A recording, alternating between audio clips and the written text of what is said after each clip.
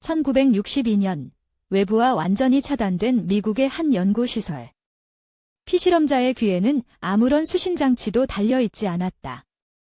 그런데 그는 소리를 들었다. 공기를 통한 것이 아니라 두개골 안쪽에서 직접 생성되는 것 같은 소리였다. 이것은 공상과학 소설이 아니다. 과학학술지에 기록되어 남아있는 실험이다. 지금 이 순간에도 전 세계에는 수천 명이 보이지 않는 기술의 표적이 되고 있다고 주장한다. 이들은 스스로를 타겟팅된 개인, 영어 약자로 TI라고 부른다. 그들의 이야기는 처음 들으면 쉽게 믿기 어렵다.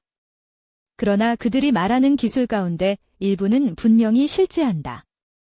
신경생물학자 앨런 프레이는 1962년 마이크로파 펄스가 인간의 청각 시스템을 직접 자극할 수 있다는 사실을 발견했다. 귀의 고막이 진동하는 방식이 아니었다. 두개골 내부에서 소리가 발생하는 감각이라고 피실험자들은 묘사했다. 이후 수십 년간 여러 연구팀이 이 현상을 재현했고 오늘날 프레이 효과라는 이름으로 과학 문헌에 자리 잡고 있다. 냉전의 긴 어둠 속에서 미국과 소련은 서로를 향한 보이지 않는 전쟁을 수행하고 있었다. 그 전쟁의 한전선은 인간의 정신이었다. 미국 중앙정보국이 주도한 MK울트라 프로그램은 인간의 행동과 의식을 조작하는 방법을 광범위하게 연구했다고 알려져 있다.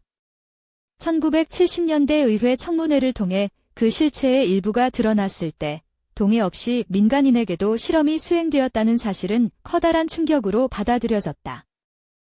소련도 예외가 아니었다.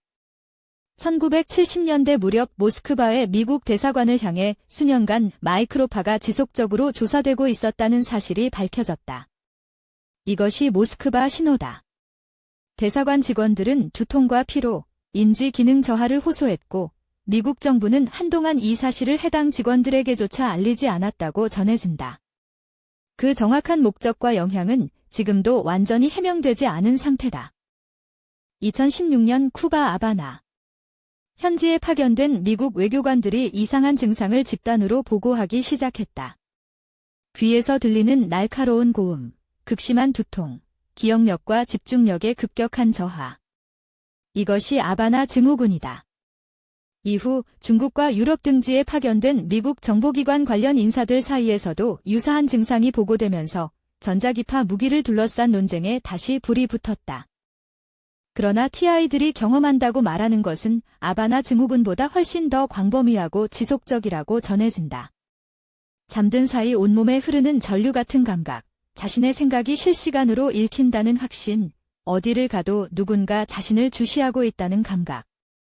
이들의 증언은 온라인 포럼에 수만 건 이상 축적되어 있으며 정기적인 오프라인 모임도 여러 나라에서 열리는 것으로 알려져 있다. 한 중년 남성은 어느 날 갑자기 귀 안에서 자신의 이름을 부르는 목소리가 들리기 시작했다고 말한다. 이웃의 소리인 줄 알았지만 외딴 산속에서도 방음된 공간에서도 소리는 멈추지 않았다고 한다. 서로 만난 적도 없는 사람들이 놀랍도록 유사한 세부 내용을 묘사한다는 점은 이 현상을 단순히 개인의 상상으로 분류하기를 어렵게 만드는 요소 중 하나로 거론된다. TI들이 공통으로 보고하는 신체 증상에는 일정한 패턴이 있다. 전신에 반복적으로 느껴지는 열기, 피부 아래를 무언가 기어다니는 듯한 감각, 그리고 만성적인 수면 방해. 일부는 몸속에 추적장치가 이식되어 있다고 확신하기도 한다고 전해진다. 고통은 분명히 실제한다. 다만 그 원인에 대한 해석은 첨예하게 갈린다. 정신건강 전문가들은 이러한 경험들이 망상장애의 전형적인 증상과 상당 부분 겹친다고 분석한다.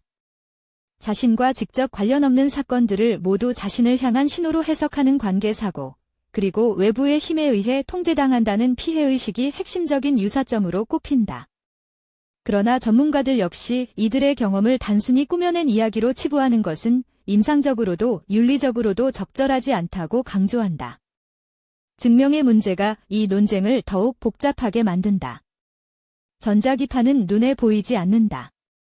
설령 마이크로파로 누군가의 머릿속에 소리가 심어졌다 하더라도 그 사실을 외부에서 사후에 확인할 방법은 현재로서는 거의 없다. 반대로 경험이 내부에서 비롯된 것이라 해도 당사자에게 그 생생함과 실제감은 완전하다. 두 경우 모두 겉으로 드러나는 현상은 동일하다. 국가기관이 일부 실험의 존재를 공식적으로 인정했다는 사실은 TI들에게 자신들의 주장이 완전한 허구가 아닐 수 있다는 근거가 된다. MK울트라 관련 문서의 일부 공개, 모스크바 신호에 대한 공식 인정, 아바나 증후군에 대한 정부 조사 착수 뒤 역사들은 국가가 시민을 대상으로 실험을 수행할 수 있다는 명제가 단순한 음모론만은 아님을 보여준다. 그러나 과거의 사례가 현재의 TI 경험을 직접 설명한다고 볼 수 있는지는 별개의 문제로 남아있다. 확인된 기술과 TI들의 경험 사이에는 여전히 좁히기 어려운 간극이 있다. 프레이 효과는 실제하지만 이것이 전 세계 수천 명의 민간인에게 동시에 지속적으로 원격 적용된다는 주장은 아직 어떤 독립적인 증거로도 뒷받침된 바 없다. 어떤 기술이 존재한다는 것과 그 기술이 지금 이 순간 나를 겨누고 있다는 것은 논리적으로 분명히 다른 주장이다. 믿는 자와 의심하는 자는 결국 하나의 지점에서 마주친다. 경험은 실제한다. 고통은 진짜다.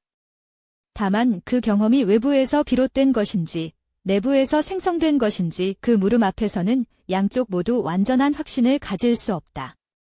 어쩌면 그것이 이 문제의 가장 불편한 진실일지도 모른다. 더 근본적인 질문이 남는다. 어떤 경험이 진짜라고 판단하는 기준은 누가, 어떤 권한으로 정하는가? 감각이 외부에서 조작될 수 있다면 나는 나 자신의 경험을 어떻게 신뢰할 수 있는가? 이것은 TI만의 물음이 아니다. 인식의 가장 원초적인 층위에 놓인 질문이다. 역사는 한때 집단적 망상으로 분류되었다가 훗날 실제하는 것으로 밝혀진 사례들을 기억한다. 동시에 충분한 검증 없이 확산된 집단적 믿음이 많은 이들에게 돌이킬 수 없는 피해를 남긴 사례도 기억한다. 두 가능성은 언제나 동시에 존재한다. 어떤 쪽이 지금 여기서 벌어지고 있는 일인지 우리는 아직 알지 못한다. 전자 가해를 둘러싼 논쟁은 지금 이 순간에도 계속되고 있다. 수천 명이 고통을 호소하고 있고 관련 기술의 존재는 부분적으로 확인되었으며 과거 국가기관이 전자기파를 이용한 인체 실험을 수행했다는 기록은 남아있다. 그러나 그것이 지금 여기서 이 순간에도 벌어지고 있는지는 아직 누구도 확실하게 답하지 못한다. 오늘 밤 잠들기 직전 당신의 귀에 들리는 소리가 있다면 그것이 어디서 오는 것인지 당신은 어떻게 확신할 수 있는가? 이 물음은 아직 닫히지 않았다.